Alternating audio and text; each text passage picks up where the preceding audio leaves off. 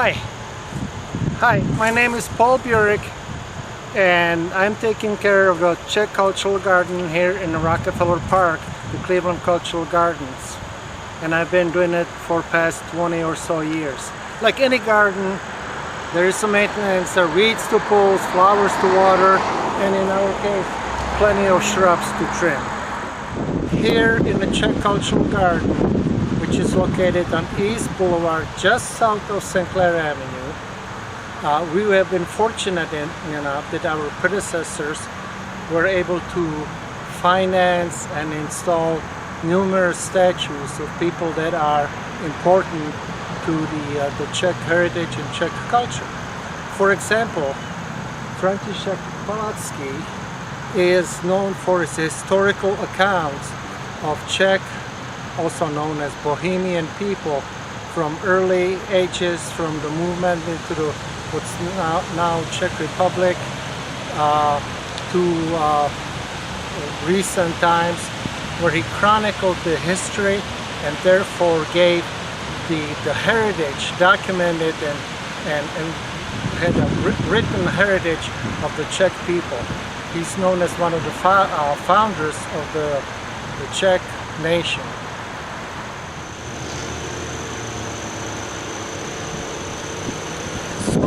Jindřich Šimon Bar was a Czech Catholic priest and a writer. His prose was that of a country known as the countryside prose, documenting the life of ordinary people in the country, and developed. It was sort of first movement of the nationalistic movement that rose during his period, and he was one of the sparks that started the fire of nationalism among the Czech or Bohemian, as it's sometimes called, people.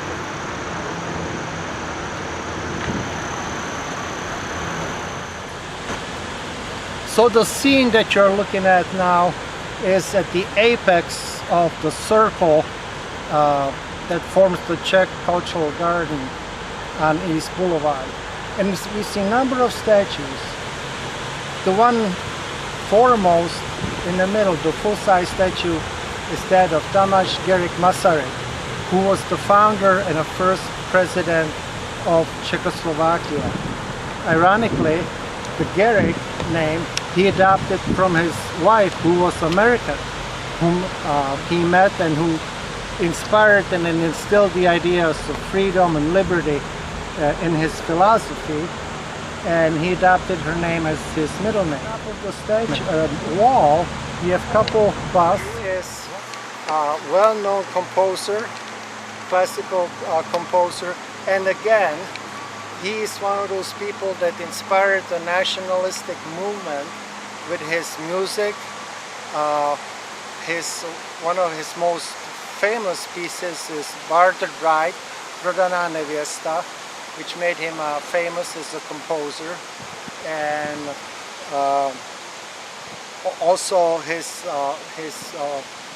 symphonic Má vlast, My Fatherland, which portrays the history of and the legends and the landscape of the composer's native Bohemia.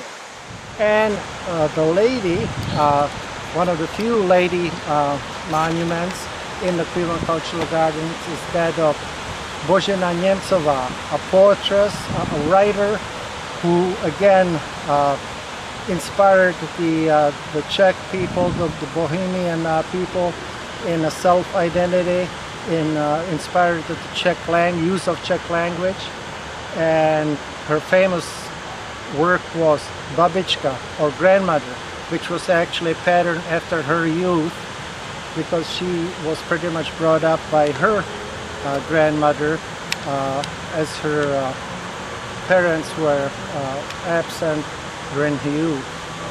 Now, the wall on the top has a frieze depicting migration of the Bohemian or Czech people, first to what's now known as Czech Republic, or previously known as Bohemia, from east migrating to the Central Europe, and then from Bohemia to United States.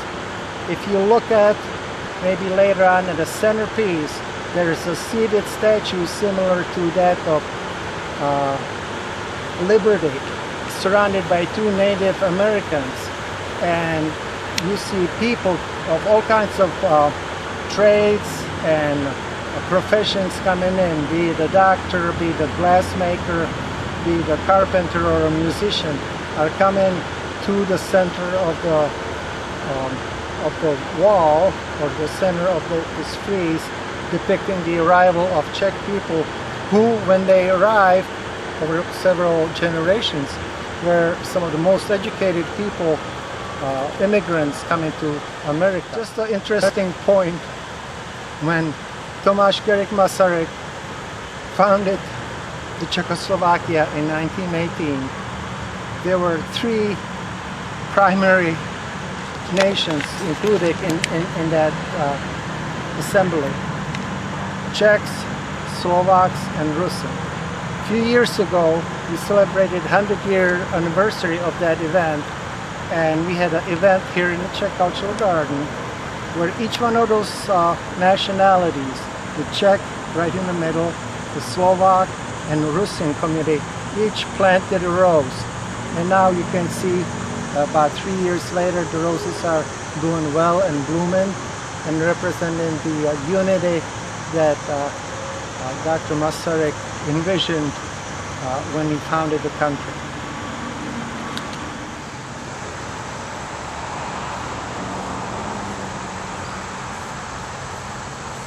As we move away from the wall that we just described behind us, we get into the center of the garden, which is dotted by the full-size statue of Amos Kumensky.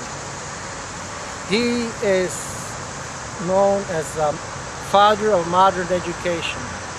Although he was a bishop in the late 1500s, he believed in studying nature, dissecting flowers, painting and sketching out flowers, and even more so, he believed that the women should also be educated. In his time, it was pretty much only the men that received education, and primarily by studying scriptures. So he was quite radical for his time by encouraging women to study and by encouraging what we now call sciences, biology, zoology, to be part of the education. One of the other interesting things that we have here in the Czech Cultural Garden is that the two full-size statues are illuminated at night using a solar-powered collector. It was supported by Czech Foreign Ministry, a grant from Czech Foreign Ministry. The collector provides sufficient power that these statues are lit up at night and can be lit up for up to 4 or 5 days if there is no sunshine.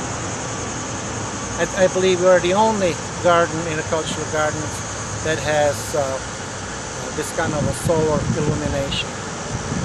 Often we have tours coming through all the cultural gardens, of course including the Czech Cultural Garden, and I tell them about who Amos Kumensky is and why he is depicted in the middle of the garden as a focal point, and they get a little shocked or rattled by the fact that here is a man that is known as the father of modern education. And they ask me, is he the one that came up with homework, etc.? And probably he did. But it's a good way to illustrate to the youth that there were people many centuries ago that were really thinking ahead and planning for their education, especially for the girls. I remind them, in a way you are here with your class because this man thought that you as a woman should be educated. If you are a lover of classical music, you will surely recognize the name of Antonín Dvořák. He is a well-known composer often performed by the Cleveland Orchestra at Severance Hall or at Blossom. And ironically, just today, we're celebrating his birthday, and I don't know exactly what it would be, but it is his influence on the music has been tremendous, and he too has connection to America.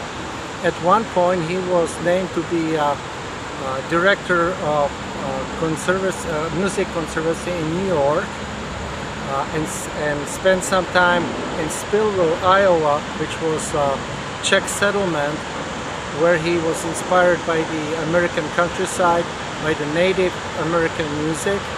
And anecdotally, it's been said that he was able to earn 25 times as much while in New York as opposed to his position in Prague with the Prague Music Conservancy. Another Czech patriot that's depicted in the cultural garden is Karel Hovlichek. He was a journalist. He took a local paper and turned it into a major newspaper that was the leading proponent of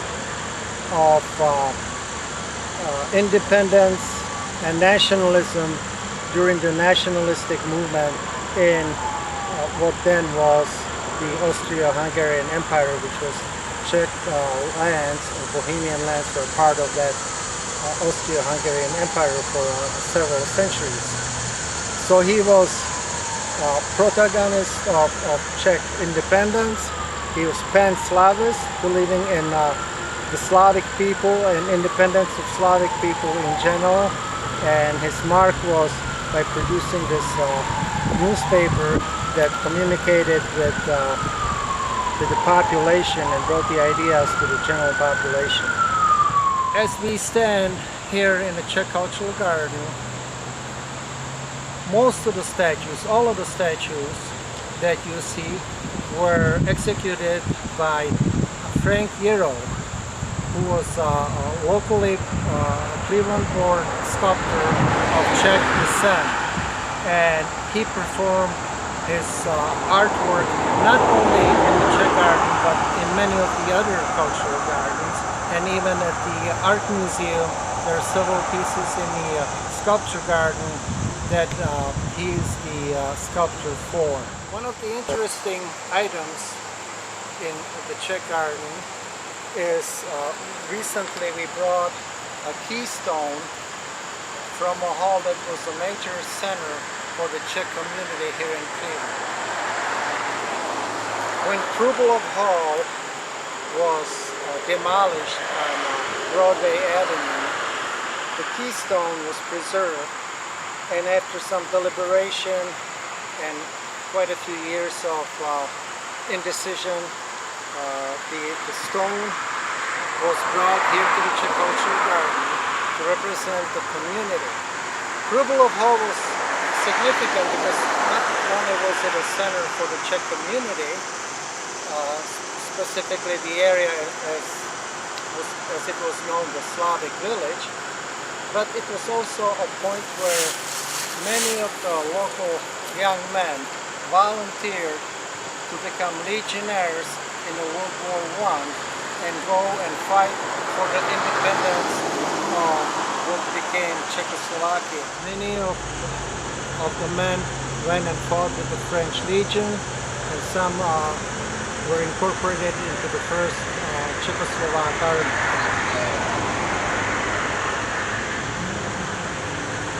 As you can see, there is the Czech symbol, which is a lion with double. What makes it unique is that his tail has two tails, and there is a legend about how he acquired the two tails in a battle where his tail was split in half.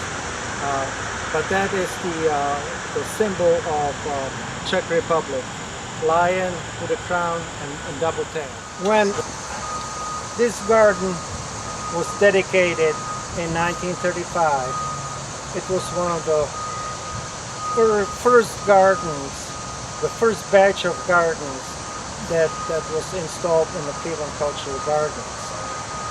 The people back then, the Czech community was large, amounting to approximately 30,000 people that claim Czech heritage, and they were able to raise the funds for many of these statues and the work that was done. We must credit WPA, the Work Progress Administration, with a lot of the work, not only in the Czech garden, but in all the gardens and the bridges in the park were a result of the WPA effort. When the garden was dedicated, this inscription in English here and in Czech on the other side says, Czech Cultural Garden, Bohemia, Moravia, Sicilia, homeland of teachers, statesmen, martyrs, musicians, and artists. This garden is dedicated to our beloved Czech parents who by their teachings and by precept and example have established for us a high ideal of American citizenship. It was dedicated in 1935 and rededicated in 1997. I must acknowledge some of the funders, more recent funders. Victor Ptak family has been very influential and supportive. The Holden Parks Trust supports all of the gardens, and in our case the Foreign Ministry of the Czech Republic has provided various funds for restoration and upgrades to the garden. We want to thank all of those entities for support, and all the people who come and visit, please do come. Watching it on a video is great, but now that you have seen, please stop by on East Boulevard, just south of St. Clair in Cleveland, Ohio, and visit the garden, walk through. Adjacent to our garden is the Rusin garden and the Slovak garden, and in the other direction the Polish gardens. All these gardens that represent the many nationalities that call Cleveland home. Come and visit. Thank you for your time.